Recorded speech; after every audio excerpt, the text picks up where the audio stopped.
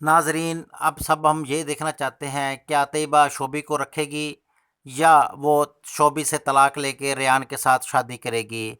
अगर वो शोभी को रखती है तो किन वजूहात पर, और रेयान को अगर रखती है के साथ शादी करती है तो किन वजूहात पर, ये तो अभी किस्में देखेंगे।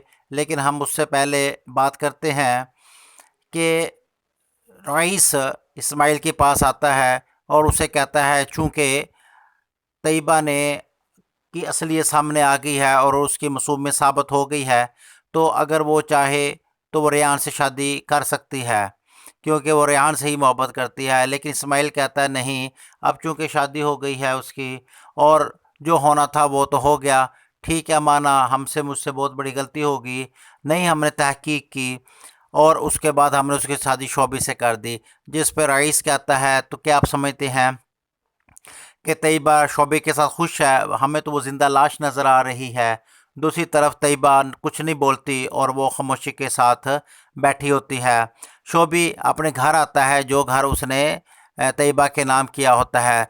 तैयबा उसके पीछे वहाँ पहुँच जाती है और पूछती है तुम यहाँ क्या कर रहे हो, तो जिसके ऊपर वो कहता है कि मैं सिर्फ यही देखना चाहता हूँ कि ये आखिरी मर्तबा मैं इसे देख सकता हूँ, क्योंकि अब तुमने मुझे छोड़ देना है और उसके बाद इस घर की तुम खुद ही मालिक हो जाओगी, तो इसलिए मैंने तो कहा था कि आखिरी दफ़ा देखने के लिए ज़रूर आऊँगा।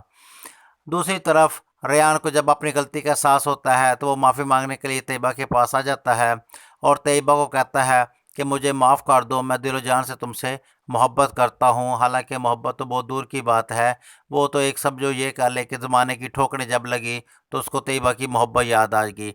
याद रखें, मोहब्बत में पहला जो काम होता है वो एतबार का होता है।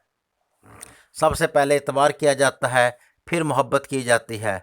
यहाँ मोहब्बत बाद में होती है, एतबार बाद में होता है, मोहब्बत पहले हो जाती है। और अगर कोई भी बात हो जाए तो मोहब्बत वो पता नहीं कहाँ चली जाती है। दूसरी बात ये कि अगर आप देखना यह है कि क्या रेयान और तैयबा की शादी हो जाएगी। अब क्या तैयबा रेहान से शादी करना चाहेगी? अगर वो चाहेगी तो किस बुनियाद पे?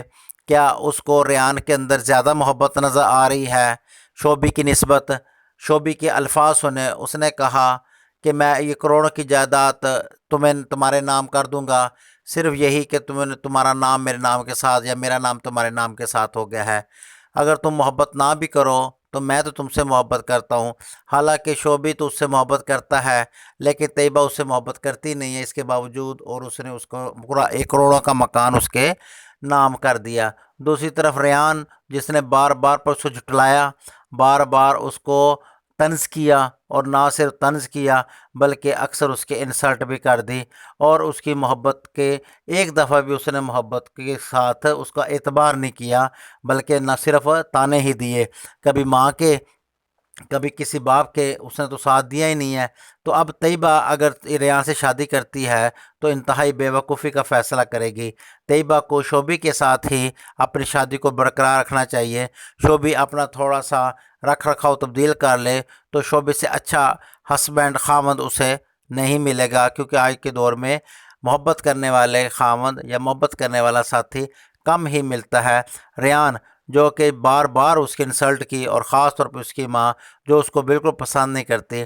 अब देखना यह है कि आखिरी किस के अंदर तैयबा का किरदार क्या होगा, क्या वो शोभी को रखेगी या रेहान को पसंद करेगी।